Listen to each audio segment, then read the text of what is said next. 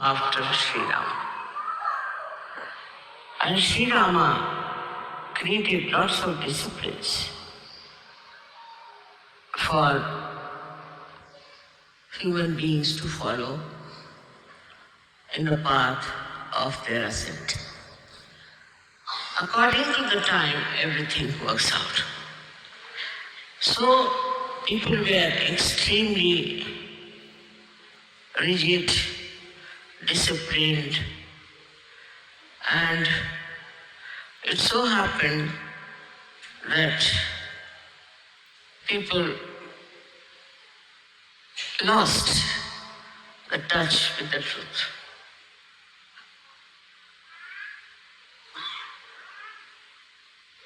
They would leave their wives, ill-treat their wives, do all kinds of things in the name of Sri Rama.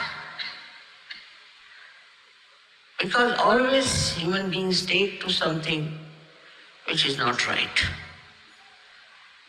The other side, they never saw how Rama went after Sita ji to find her, and he fought. The horrible Rakshasa Ravana to get back his wife. So the other side, people never see. Only this side they saw that he was very strict with his wife, and if the wife stayed over in some function, he got so angry and he shouted at her and he threw her out and all those things. That is how Sri Krishna came in. Always incarnations come one after another to correct themselves only. When Sri Krishna found that it is on the other side of ego, that men thought they were very powerful people and they could do whatever they like. They had all the power to touch their wives. So Sri Krishna came with a new diversion, or I should say, from a new idea about life.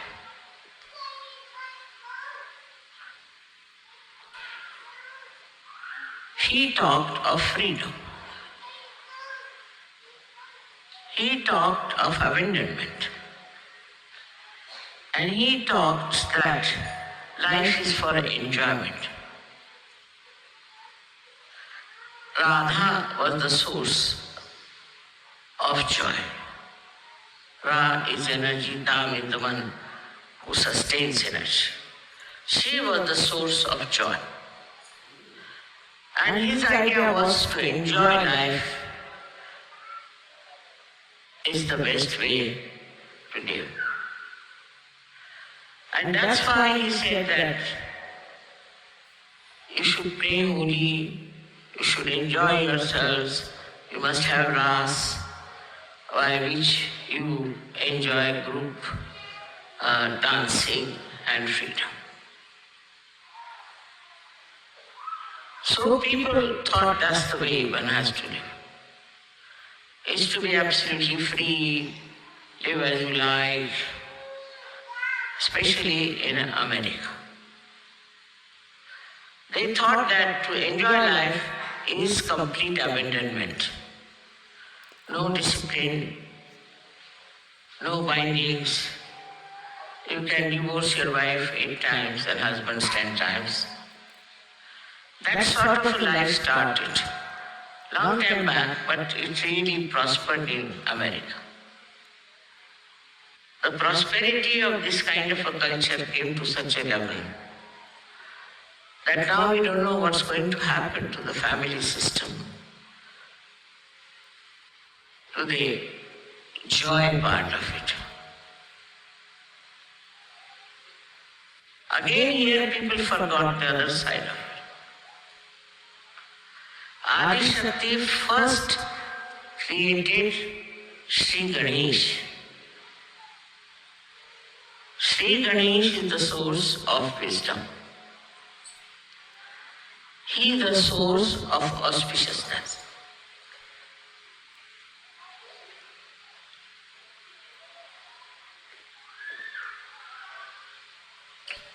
Through him, we understand auspiciousness. And he is a child. He is an eternal child. And this behavior of abandonment is very destructive if there is no wisdom. First thing was to establish wisdom within ourselves. But we start a theory or a kind of a pattern of life without thinking, have we got the wisdom or not? Are we capable of following that pattern of life without any development of our wisdom? But the worst was when the freedom became the criteria of life. People became extremely dominating and egoistical.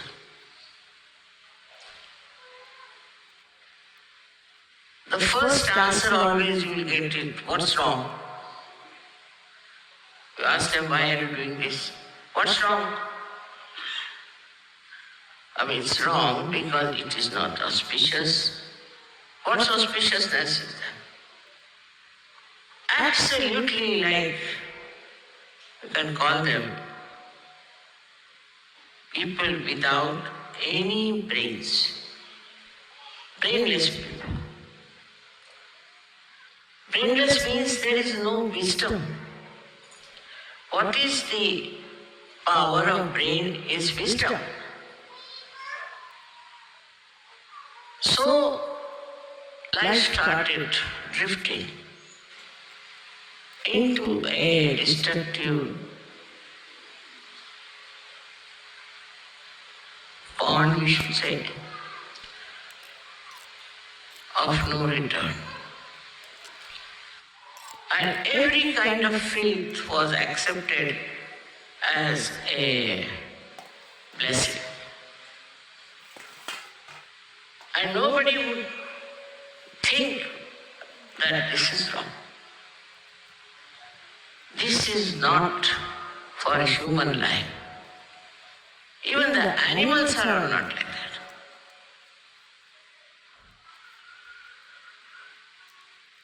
Added to that came the stupidity of drinking alcohol.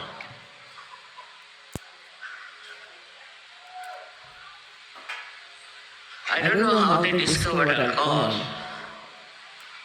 Long time back, but they say it came out of the Manthana and out of the churning of the ocean by the Suras and Asuras, by the Rakshasas and by the Devas.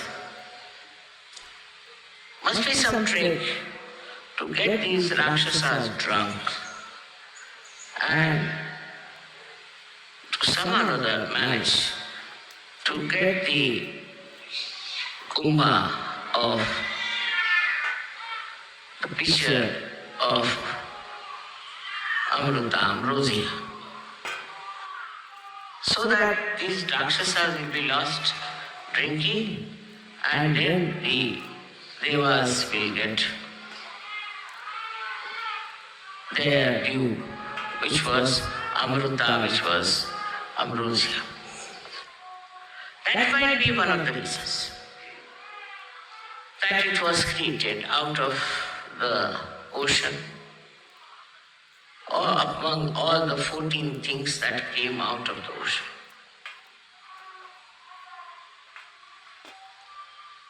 So kind of a opposite quality of things were created. Another thing they created were prostitutes. One may ask why prostitutes came out of that Manthana. Because now you have freedom. You are given freedom to choose. And so you must have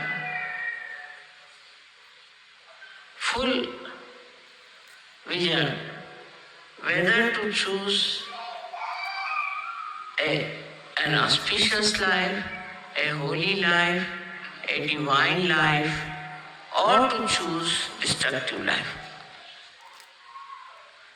This opposition came forward because your freedom had to be respected.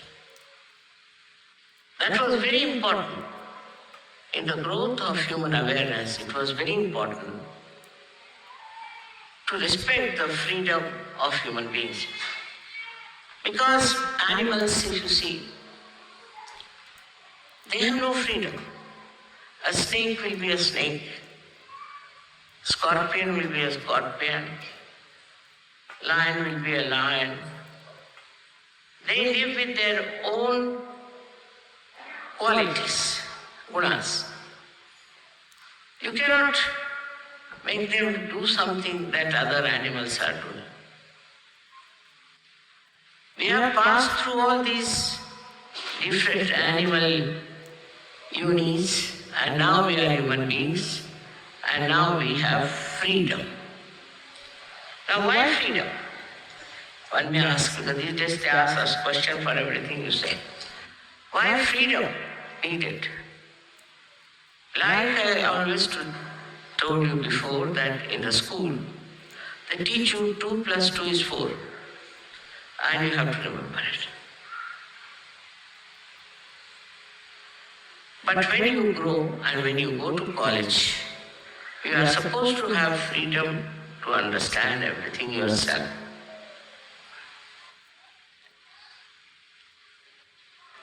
In the same manner, your awareness was to be brought to that level that you could use your freedom wisely.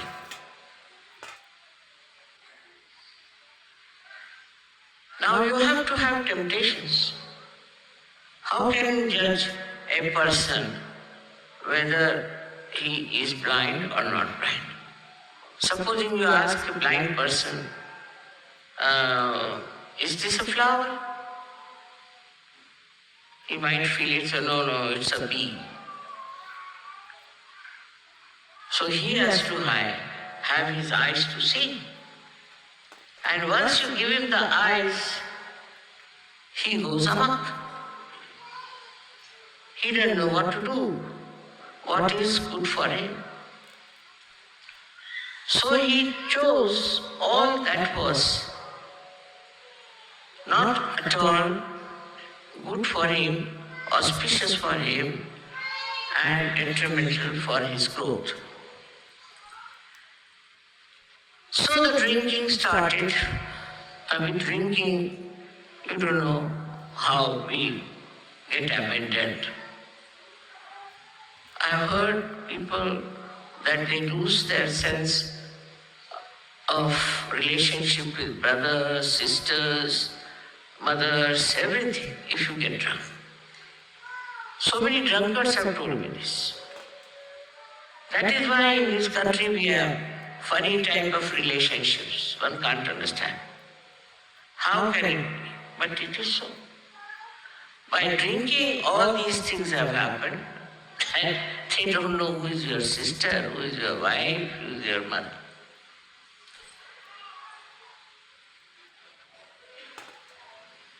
In India also we have a different type of thing.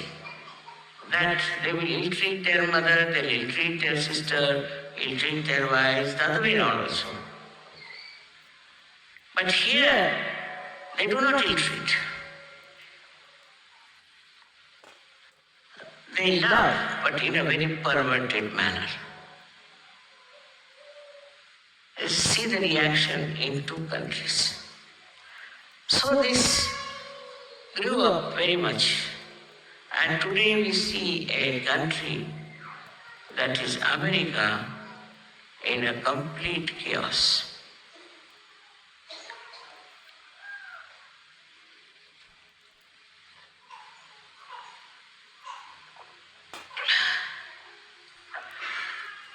So this freedom without any wisdom at all growing starts creating a terrible ego. When auspiciousness is given up, then Sri Ganesha sleeps and asks Christ, who is the incarnation of Sri Ganesha, also doesn't work. So the rule of Christ is finished. So what rules is the ego? This ego which thinks it is free, doesn't know it is bound by all kinds of enemies of very horrible types. At the time of Sri Krishna, he said that the worst enemy human beings have is anger. But I think in modern times, the worst enemy human beings have is greed and jealousy. Greed has no meaning these days. I mean, what do you say to a person who has 3,000 shoes, pairs of shoes? Must be mad. There are all sorts of things, in greed you see these days.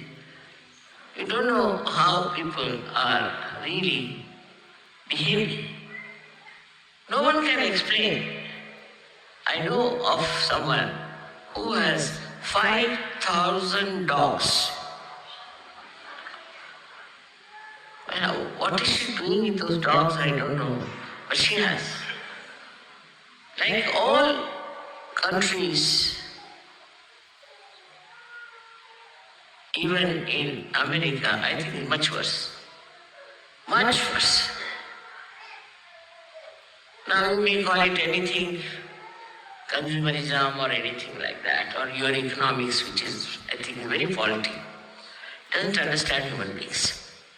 Whatever it may be, it can never bring benevolence, neither to the person who thinks he is rich or to the people whom he is exploiting. As far as spirituality is concerned, they are all away from the realm of divinity. Now the mind starts working with ego. Ego takes over like a computer.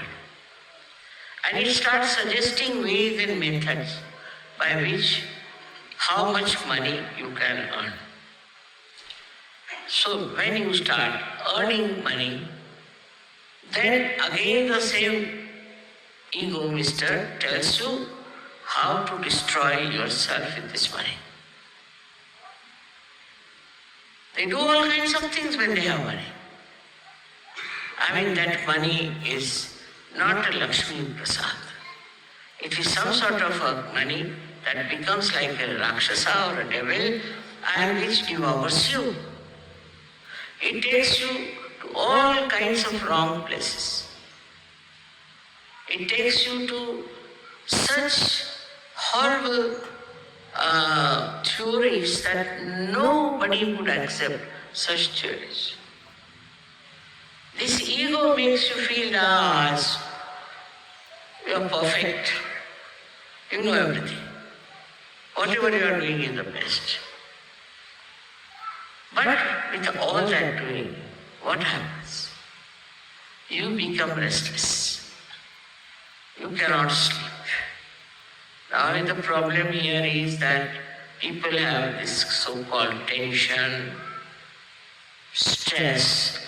In our young age, we never heard of this word, what is tension, stress. Even now in India, very few people know about it.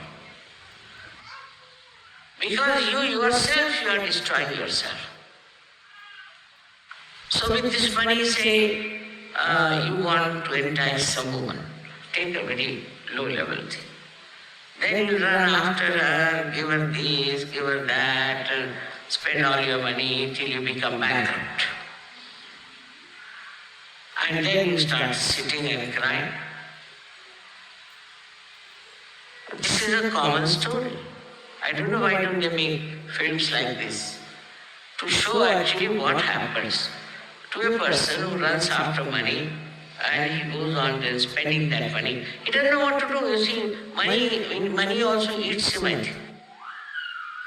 On the other side, we have people who are extremely miserly.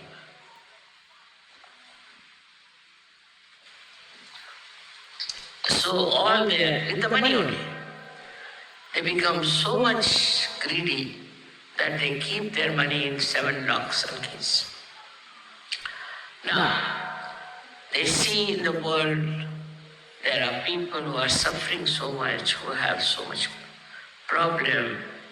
Why not spend some money on them?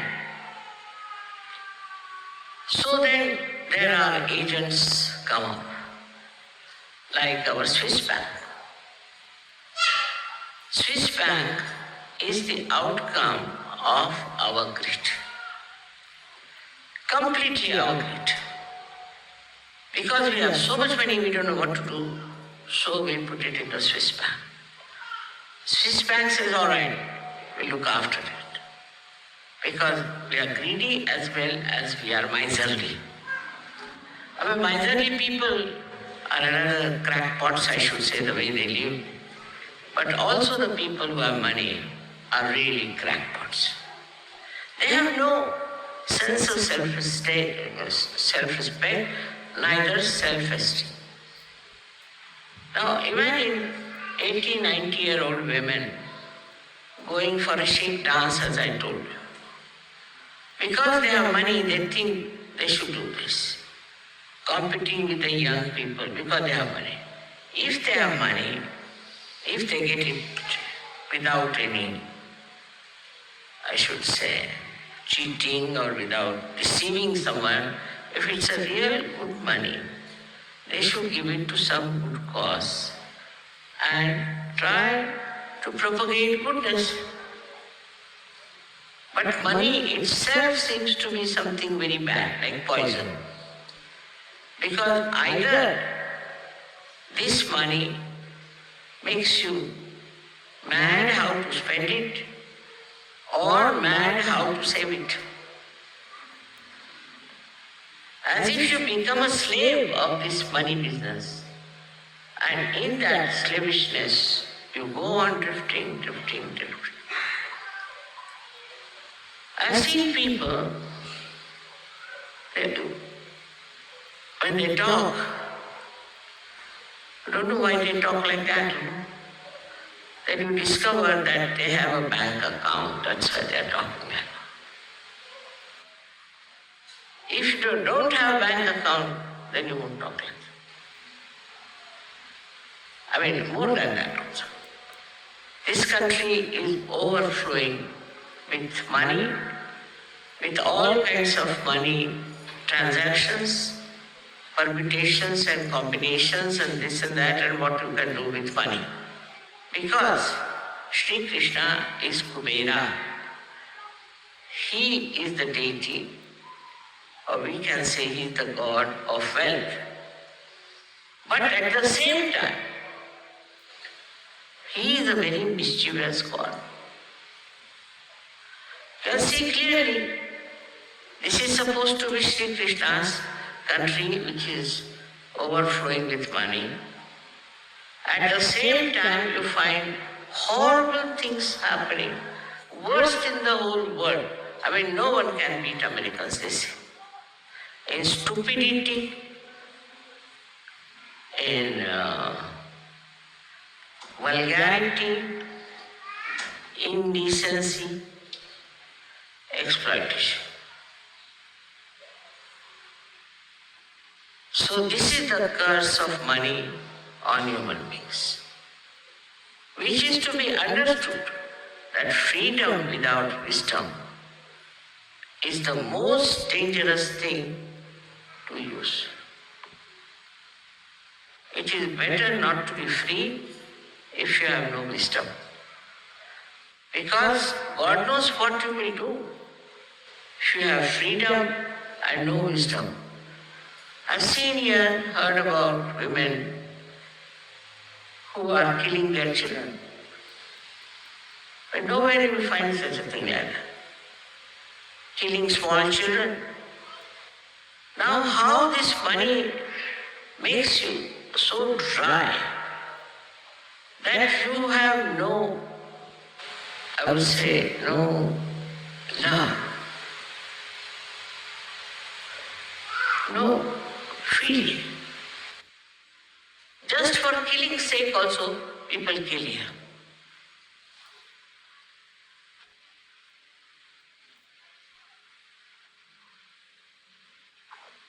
Now there's another thing that this money does. It creates a disparity. There are some who are very rich, there are some who are very poor. So those who are very poor are against those who are very rich. They can't understand why should these people have so much money. So they think it's a matter of right to snatch all that money from them and use it for themselves. But the same money can destroy them also.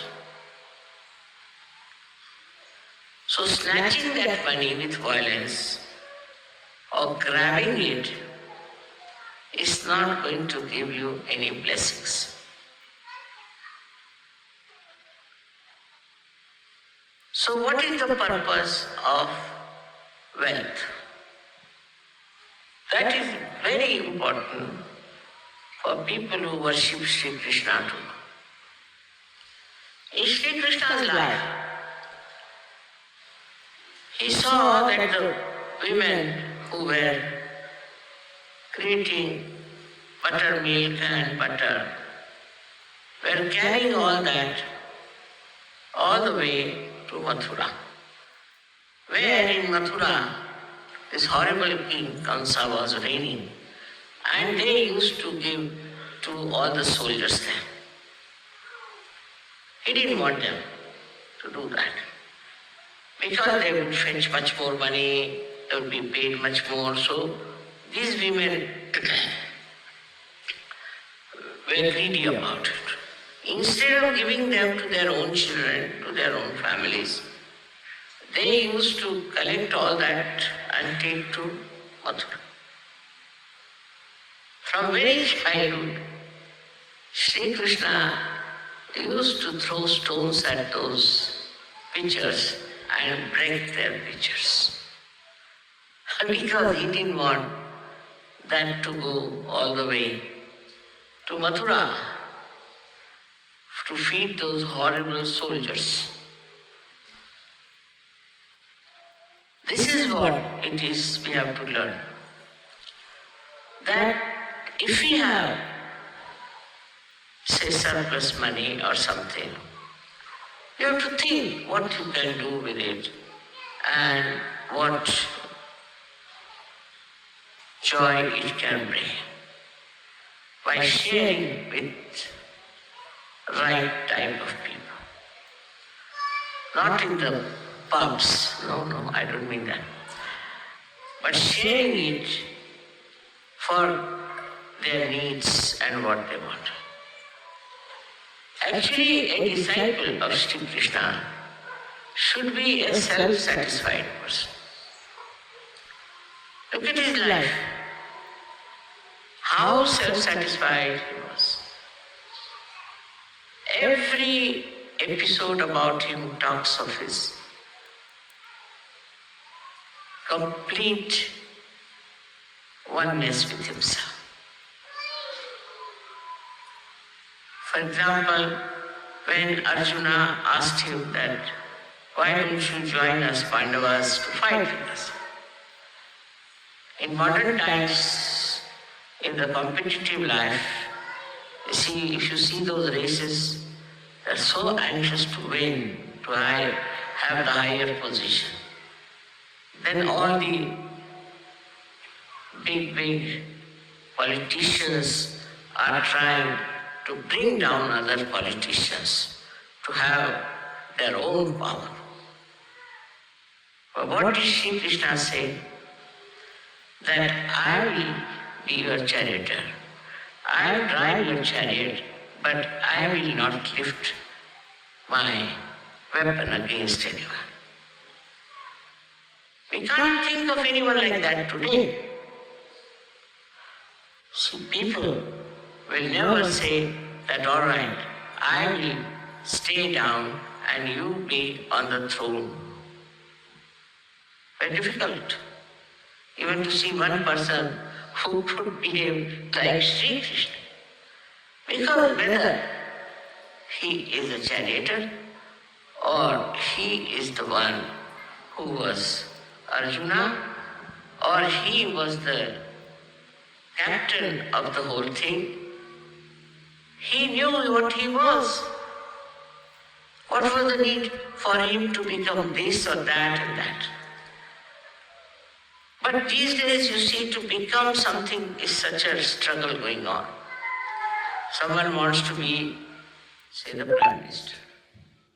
That's the highest, I think, I don't know. But then some want to dislodge the Prime Minister. Then you start from the peon upward, everybody wants something higher, higher, higher, higher. This is another very subtle type of greed, which is working out in our minds. Even in Sahaja, I have seen that the leaders now are settled down, of course, much better. But used to be such a terrible fight for leadership. It's all a myth, actual myth, but they used to fight. And they would write letters after letters. There were groups. One group would write against another group would write against this group, and I used to just laugh. Because there's no truth in it. Leadership is no truth, it's just a joke. But even if I told them it's a joke, they would not understand it's a joke and not to be that serious and to fight about it. Gradually it's settled down now, but better, much better, it's not so much bad. But that is what is there, this greed.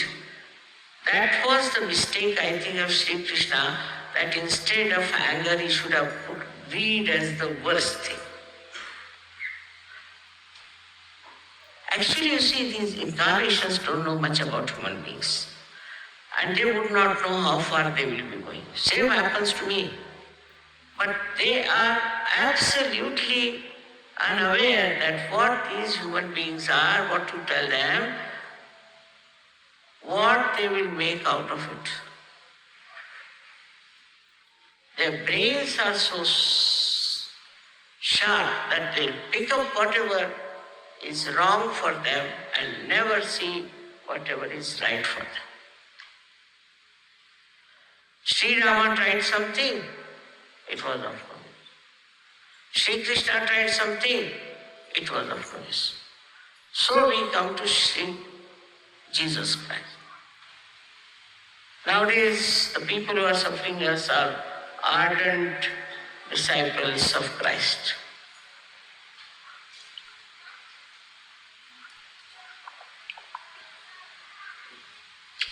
They have no wisdom of any kind.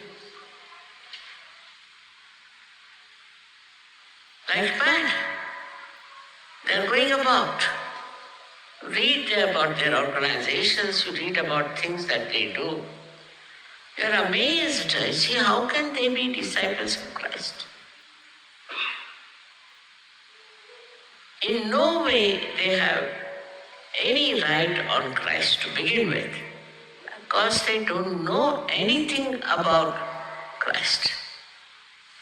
First to know and then to imbibe his qualities are something very, very, I should say, impossible thing these days. Some would say, why was he born in a poor family? He was born in a poor family, should have been born to Mr. Ford. Some say, I mean, you see, finding faults and criticizing is the only thing left to us now. Because you can't do anything else, that's why. Then they would say, why did he get himself crucified? He didn't crucify you, he should have crucified you. Actually, he crucified himself. That was his mistake. It is also very difficult for human beings to understand incarnations because they are in juxtaposition. They are very different things. So human beings can't understand. Now, they are there to lead them. They are there to tell them what is to be done. But the way they understand is just absurd. For example, in Chicago, I met the head of the Hare Rama. Another puzzle he was to me, really. Because he came in a very thin dhoti. I saw very cold and he was shivering before. So I said, sir, why are you wearing such a thin dhoti? You are shivering. I am very sorry. He said, what? My guru has told me that I should have a thin dhoti. Why? To go to heaven to achieve my ascent. I said, really? He told you like that? But Sri Krishna never wore a thin dhoti. But I am not Sri Krishna. I said, see how the human mind tries to avoid. So now, then he had shaved his head and had a big ponytail behind. I asked him, why have you shaved your head? So he said, because my guru told me that you have to shave your head if you have to go to heaven. So I said, but Sri Krishna did not shave his head. No, but he was incarnation, I have to shave my head. So I have to go to heaven. So I told him, see, Kabira has said, these sheep are shaven and shorn every year twice. And if they all go to heaven, where will be a place left for you? So he never understood me, got very angry with me. And he said to me, Mother, you are talking ill about my guru.